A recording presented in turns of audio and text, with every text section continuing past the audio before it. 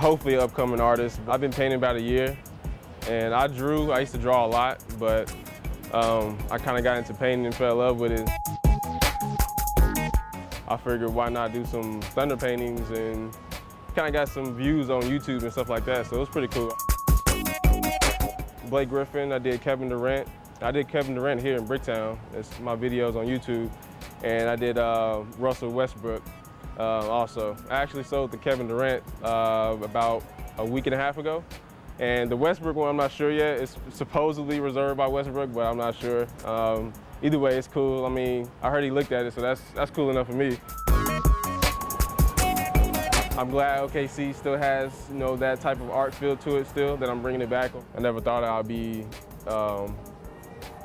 painting on the level I am right now. Every single one of them, I thought of, it's not gonna look like this person, and then finally I got done, and it looks like them. So I think I surprised myself more than anybody that sees it. Cold-blooded. Especially not only it's the NBA team in OKC, but they're really good. So I mean, I'm absolutely a big fan. It's different having a team here, so I think it's pretty nice. And I would like to be that artist to capture all that, and so I think it's a very good thing for the city, and so I love it.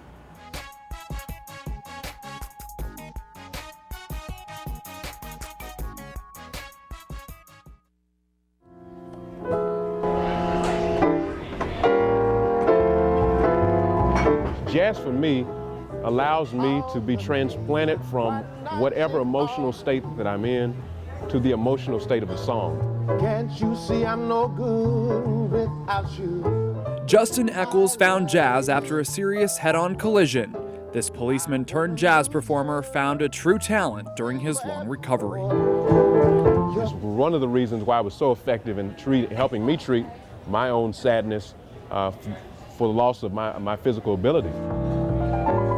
Jazz lifted Eccles out of a depression, opening his eyes to a bigger life purpose. Inside of you, there's something you do better than most people. And inside of that gift is your purpose. If you journey with the gift, you will find your purpose. For Eccles, it's bringing people together. And I enjoy taking the listener to that place, and so everybody's going somewhere else. When you forget everything else, you forget about the bills for a second, you forget about stresses, you forget about differences. As Eccles grows more successful with his music, he feels a greater responsibility to share his story and hopes to inspire someone else in the struggle. It took me a journey to figure that out, and it's really about finding who you are and then making the journey to your own passion and giftedness.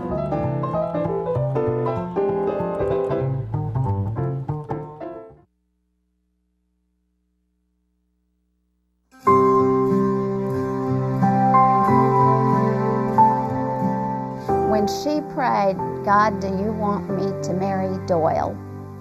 And she looked up and saw the red bird, and she said, have that bird fly down here on that stick. They're a shy bird. The bird flew down right there by her. He would call her his beautiful blonde Texan, even if she had curlers in her hair and hadn't shaved her legs,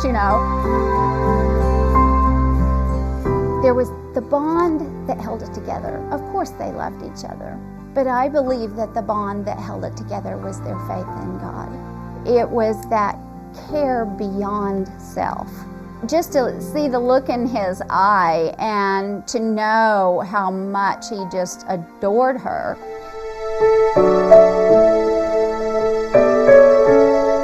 What was such a shock is, my father was in the nursing home and we had seen him going downhill. So to hear something about him wasn't quite as much of a shock as it was about my mother. The very same day she was in the hospital, my father, they had called me from the nursing center. They needed to send him to a hospital. Being raised in a pastor's family where you think about God in your everyday life, we knew something was up. We were given no hope with my mom. We felt we needed to go tell my dad because we knew that my father had been hanging on for her. He had beat colon cancer, prostate cancer, multiple strokes. This man was living for her. He didn't want to leave without her. And we had to look my dad in the eye and say, Dad, Mom's had a stroke and she's at Heaven's Gate, but she doesn't want to go in without you. He just started shutting down, and he went non-responsive through the next day and died 2 days later. And when he passed, we knew the same we had to do for my mother. So went up to the hospital and I leaned down in her ear and I said, Mom, Dad's in heaven waiting for you. He wants to see you there. He's calling his beautiful blonde. And she died the next day. It is such a gift they gave us. They left us with such a sense of love, such a sense of commitment that's beyond what you can see today and find in this world. This was about two people sacrificing their lives for each other and for God. It's our family's notebook. It truly is. We are so happy that they are in heaven together. We're just sure they're having a second honeymoon.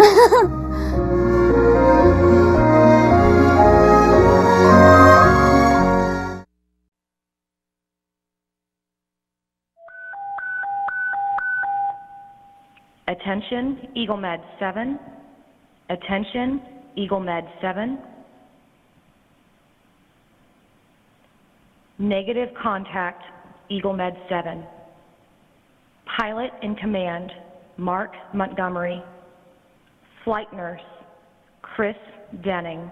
A final call for Eagle Med 7, the medical chopper that crashed between a nursing home and retirement center, killing pilot Mark Montgomery and flight nurse Chris Denning. Mark was an excellent pilot, a master aviator who spent the last seconds of his life trying to save others. Chris was a professional healer who mentored many and saved untold lives, and through his expertise as a nurse, brought life to many. Friends who worked with the two men shared stories about Montgomery and Denning, sharing laughs and tears as they remembered their Eagle Med brothers. Chris had a quiet calmness that inspired confidence in him, brought a peace to you when you were around him. Chris didn't talk about himself, he would always talk about you. Mark was my brother. He was my oldest brother. He really was. And I'm not saying goodbye to him, I can't. Because I know he's waiting for me. In a final salute, 4 medical helicopters fly over the crowd, paying respect to the two men.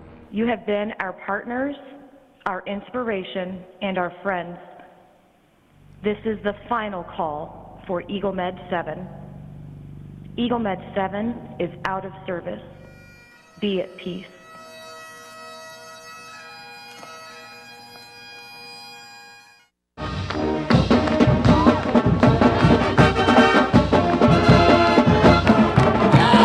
The crowd formed early in Norman with music, cheers, and even a live broadcast from ESPN's Game Day crew on OU's campus. Boomer Sooner! Excitement that drew out OU and Notre Dame fans alike. I've been a Notre Dame fan my whole life. But for Nate Shields, it isn't a love he was able to pass down to his son. I was just raised liking OU. Thus, a house divided. And there's been a lot of trash talking in our house for 3 years, so we're ready to get it over with. A 3-year wait that ends tonight. It's obvious I'm voting for the Irish, so. Eric Esch made the trip from Indiana, leaving nothing to chance. I'd stand out just a little bit, I think. But I can't change the outfit because I've been wearing it all year.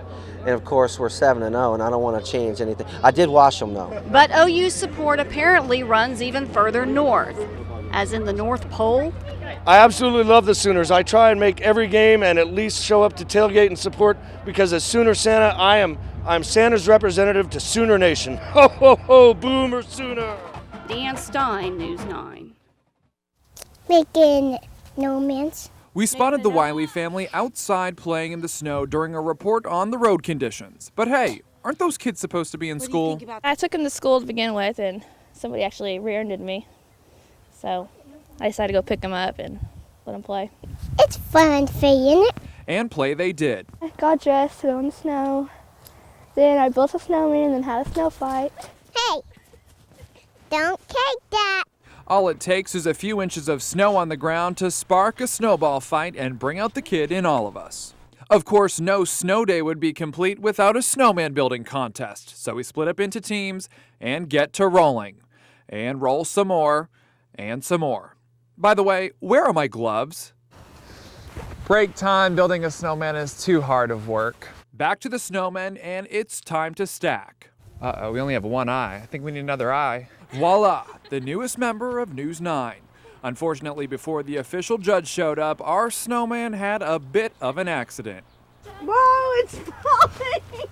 My building partner, Sydney, not that impressed that our snowman took a tumble. But hey, nobody says I'm an architect, just a reporter.